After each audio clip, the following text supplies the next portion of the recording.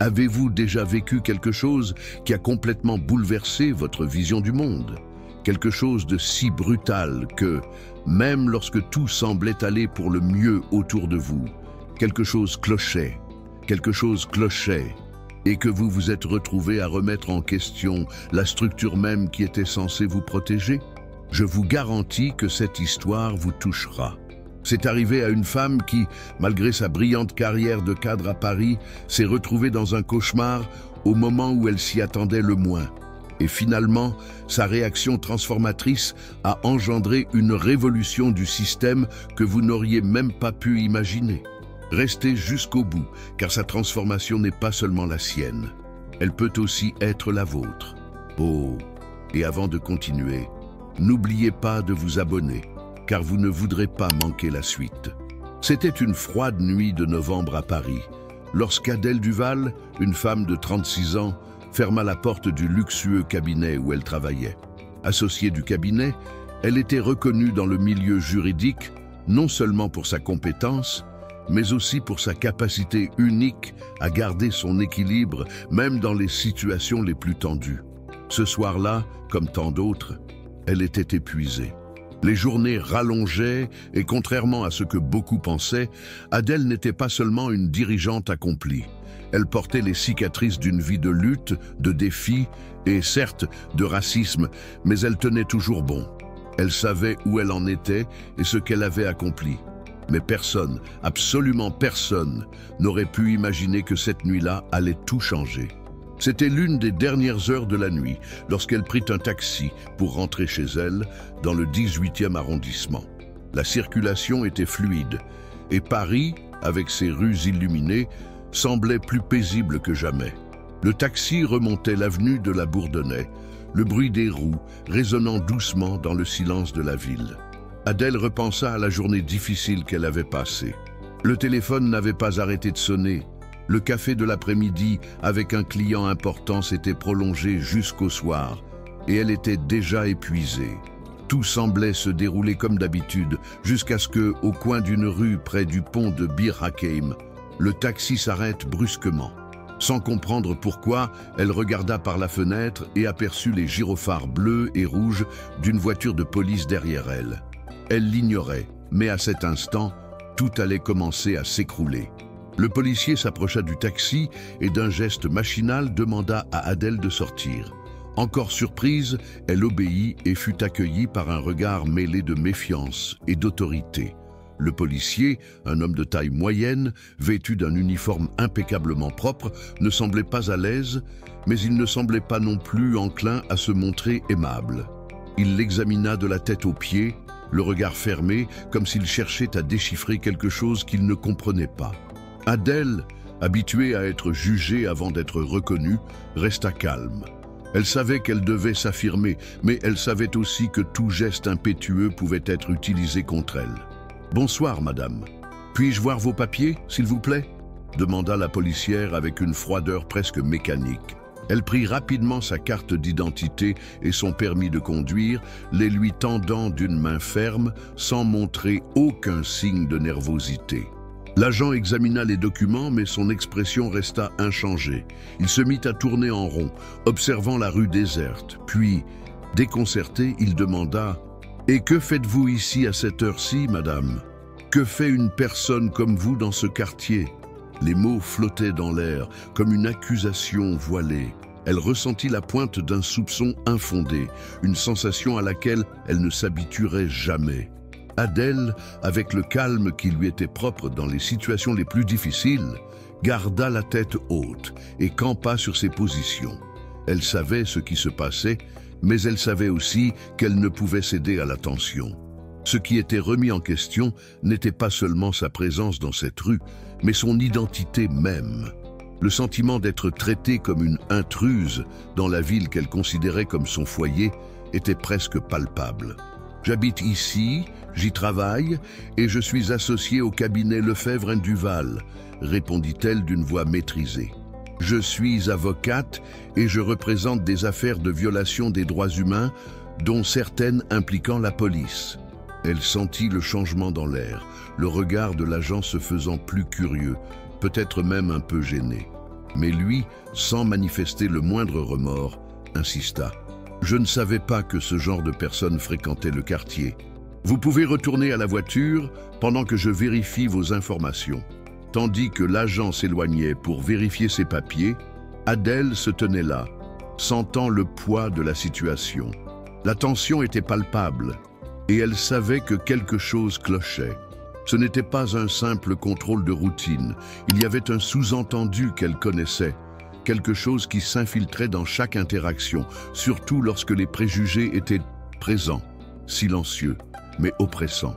Elle se mit à penser au nombre de fois dans sa vie où elle s'était sentie obligée de prouver qu'elle méritait d'être là, comme si sa présence à des postes de pouvoir était une anomalie. Ce malaise n'était pas nouveau pour elle, mais la férocité avec laquelle l'agent la traitait était différente. Il cherchait quelque chose, il cherchait une faille, une raison de remettre en question sa légitimité, et cela ne concernait pas seulement ses papiers. C'était quelque chose de bien plus profond. Le policier revint, l'expression changeait. Il paraissait plus inquiet, peut-être même gêné, comme si le poids de la situation lui était soudain tombé dessus. La tension ne retombait pas, mais Adèle sentait que l'atmosphère autour d'eux avait quelque peu changé. « Je suis désolé, madame », dit-il, plus hésitant maintenant. « J'ai vérifié vos coordonnées, tout est en ordre. Mais si vous voulez bien m'excuser, ce quartier n'est pas vraiment l'endroit le plus sûr pour des gens comme vous. » Les paroles étaient à nouveau teintées d'un jugement voilé, mais il semblait désormais incertain. Adèle ne bougea pas, figée sur place, son regard perçant fixé sur lui. Elle sentait que son malaise grandissait à mesure que la vérité éclatait, et elle était là pour l'affronter. La réponse d'Adèle fut froide et précise, telle une lame tranchant l'air. « Je suis avocate, et j'ai défendu des affaires de violence policière. Certaines impliquaient même des membres de votre police. Et non, monsieur, je ne suis pas une personne suspecte. Je suis ici comme toute personne ayant le droit de circuler en ville. Sachez que même si vous avez le pouvoir de m'arrêter, vous n'avez pas le droit de me traiter ainsi. » Elle marqua une pause, observant sa réaction. L'agent déglutit difficilement, visiblement abasourdi par cette révélation. La tension entre eux était sur le point d'exploser, mais elle garda son sang-froid. Elle savait qu'il ne s'agissait pas seulement d'une défense personnelle, mais d'un combat contre quelque chose de plus grand, contre un système qui tentait de la cataloguer et de la limiter. Il avait affaire, pour la première fois, à une femme qui refusait que sa position soit ainsi remise en question. Le policier resta silencieux quelques instants, tentant visiblement d'assimiler ce qu'il venait d'entendre. Le regard qu'il lança à Adèle était loin d'être dédaigneux. Il y avait un mélange de peur et de confusion dans ses yeux, comme s'il se retrouvait soudain face à une réalité qu'il ne savait pas comment gérer. Il commença à reculer, visiblement déconcerté, mais il conserva une posture défensive, essayant de s'accrocher à la force de l'autorité qu'il croyait détenir. « Je ne le savais pas, madame. Je suis désolé, mais je dois continuer mon travail, » dit-il d'une voix moins assurée, comme s'il cherchait une issue à la situation qu'il avait lui-même créée. Adèle sentait que, même sans vraiment comprendre, il commençait à réaliser qu'il avait affaire à quelque chose de bien plus qu'un simple contrôle routier. Elle savait que ce qui se passait ici n'était pas une simple erreur de jugement. C'était une manifestation explicite du racisme institutionnel qui existait non seulement au sein de cette police, mais dans de nombreuses autres sphères de la société française. Il essayait encore d'assimiler le fait que la femme devant lui, qu'il avait traitée comme une suspecte, avait non seulement plus de pouvoir, mais aussi un réseau d'influence et une position qu'il ne pouvait ignorer. « Je comprends que vous ayez des responsabilités, mais si vous me le permettez, je ne peux m'empêcher de réaliser que vous portez un jugement sur mon apparence et non sur mes papiers ou ma conduite, déclara-t-elle fermement, mais sans colère, avec l'objectivité de quelqu'un qui savait déjà qu'elle allait affronter une bataille bien plus importante qu'un simple contrôle routier. Adèle savait que la confrontation ne s'arrêterait pas là.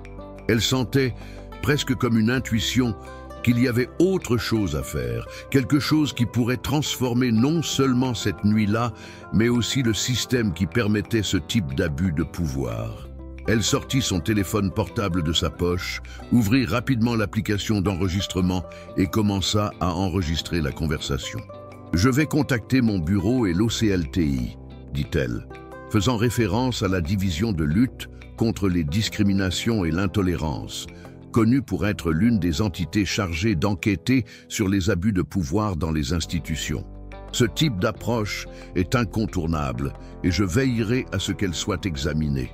L'agent, réalisant qu'il était enregistré, se redressa aussitôt et avec une expression résignée, s'excusa une dernière fois avant de s'éloigner. La tension semblait s'être dissipée, mais Adèle savait que ce n'était pas la fin, ce n'était que le début. Adèle retourna au taxi sans un mot, mais l'atmosphère était pesante. Elle ne put s'empêcher de ressentir un mélange de soulagement et de frustration. Soulagement d'être sortie de cette situation avec sa dignité intacte, mais aussi une profonde frustration de ne pas être isolée. Elle savait que beaucoup d'autres avaient été victimes de la même agression, sans avoir les outils ni les connaissances nécessaires pour se défendre. Le taxi continua sa route à travers Paris, mais son esprit était loin, ruminant tout ce qui s'était passé.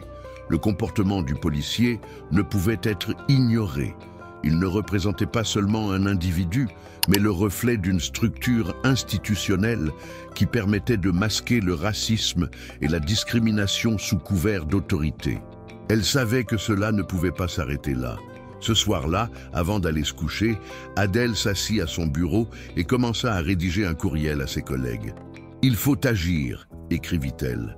Elle était déterminée à ne pas laisser cet épisode se perdre. Il ne s'agissait pas de vengeance, mais de justice. Le sentiment d'impuissance qu'elle avait éprouvé auparavant avait cédé la place à un besoin urgent de mission. Elle savait que la seule façon de véritablement changer les choses était de dénoncer et de sensibiliser. Elle avait défendu des cas d'abus policiers au cours de sa carrière, mais elle faisait désormais partie de l'histoire. Sa propre expérience allait désormais être le point de départ de quelque chose de plus grand, quelque chose qui pourrait peut-être influencer la façon dont la police française abordait le racisme institutionnel. Elle prit une grande inspiration, consciente de la responsabilité qui lui incombait désormais.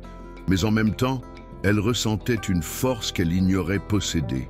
Quelque chose en elle avait changé. Le lendemain matin, Adèle se rendit au bureau avec un objectif clair en tête. Elle passa la matinée à examiner des documents et à préparer une lettre à l'OCLTI. Ce n'était pas une mince affaire. Elle savait que ce type d'enquête pouvait prendre des mois, voire des années, et que l'opposition serait immense. Mais elle savait aussi que si elle n'agissait pas, rien ne changerait. Elle n'était pas du genre à fuir les défis. Au contraire, c'était une chose qui la faisait grandir à chaque pas. La nouvelle de l'incident se répandit rapidement et, avant même qu'elle ne s'en rende compte, les médias français commencèrent à couvrir l'affaire. L'impact fut immédiat.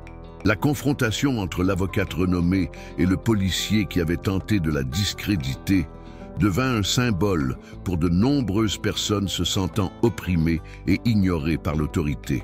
L'enquête de l'OCLTI fut ouverte et une série de vérifications commença à être menée au sein des forces de police.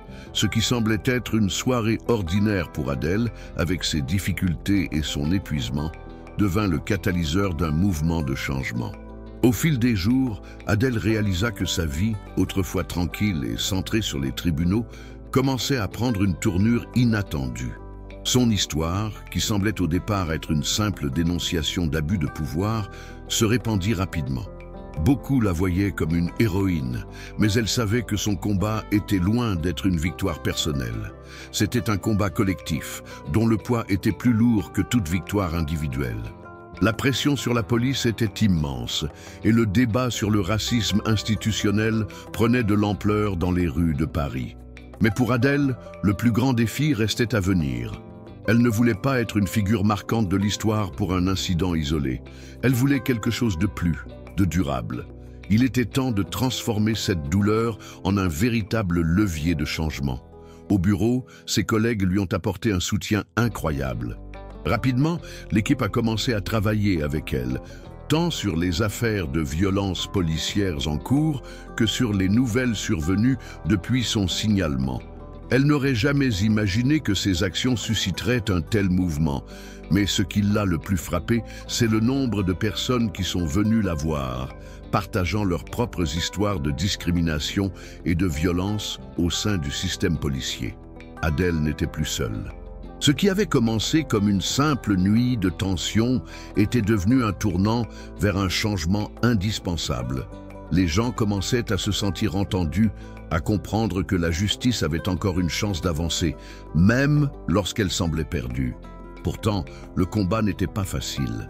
Adèle savait que beaucoup la considéraient encore comme une étrangère au sein du pouvoir. Certains la critiquaient en privé, remettant en question ses motivations, tandis que d'autres tentaient de discréditer son travail. « Tu as tout ce que tu peux désirer, Adèle », lui a-t-on dit lors d'une réunion avec des investisseurs. Pourquoi t'impliquer là-dedans? Mais Adèle savait que sa réussite n'avait jamais été le fruit d'une complaisance confortable. Pour elle, vivre dans le confort tandis que d'autres souffraient était tout simplement inacceptable. Sa passion pour la justice était plus grande que tous les privilèges qu'elle aurait pu obtenir. Elle sentait de plus en plus que son rôle n'était pas seulement d'être une avocate accomplie, mais aussi de défendre sans relâche tous ceux qui ont été réduits au silence par un système défaillant et inégalitaire. C'est par une froide matinée de mars que l'affaire atteignit enfin un tournant. Le commandant de l'unité de police impliquée dans la démarche d'Adèle fut convoqué à une réunion avec l'OCLTI, et la tension était palpable. Des rumeurs circulaient sur son limogeage imminent. Mais Adèle savait que l'enjeu n'était pas seulement une tête à couper. Il s'agissait de la possibilité réelle de changements significatifs au sein de la police. Et finalement, l'enquête, qui avait ressemblé à un combat entre David et Goliath, porta ses fruits. L'affaire concernant la démarche discriminatoire d'Adèle et les abus systémiques au sein des forces de police gagna une visibilité considérable, non seulement à Paris, mais dans toute la France. Le changement commençait à se dessiner, quoique subtilement, dans les conversations au tribunal et dans la rue. Au fil des mois, Adèle s'est retrouvée au cœur d'un processus de transformation, non seulement personnel, mais aussi social. L'affaire à laquelle elle avait été confrontée ce soir-là, initialement modeste et isolée, est devenue une histoire de lutte et de résistance pour de nombreuses personnes qui se sentaient auparavant invisibles. Le mouvement de dénonciation du racisme institutionnel au sein de la police française prenait de l'ampleur, et Adèle savait qu'elle avait été l'étincelle d'un élan plus grand. Mais malgré les victoires, elle n'a jamais perdu de vue les difficultés du chemin à parcourir. Tant de voix restaient réduites au silence, tant d'histoires restaient à raconter. Et surtout, elle savait que le chemin vers un véritable changement serait long, bien plus long que quiconque aurait pu l'imaginer. Cet été-là, lors d'une réunion avec des membres de l'OCLTI et d'autres défenseurs des droits humains, Adèle reçut un message inattendu. Il provenait du policier qui avait arrêté sa voiture ce soir-là. Dans un geste rare, il s'excusa une fois de plus, cette fois dans une lettre.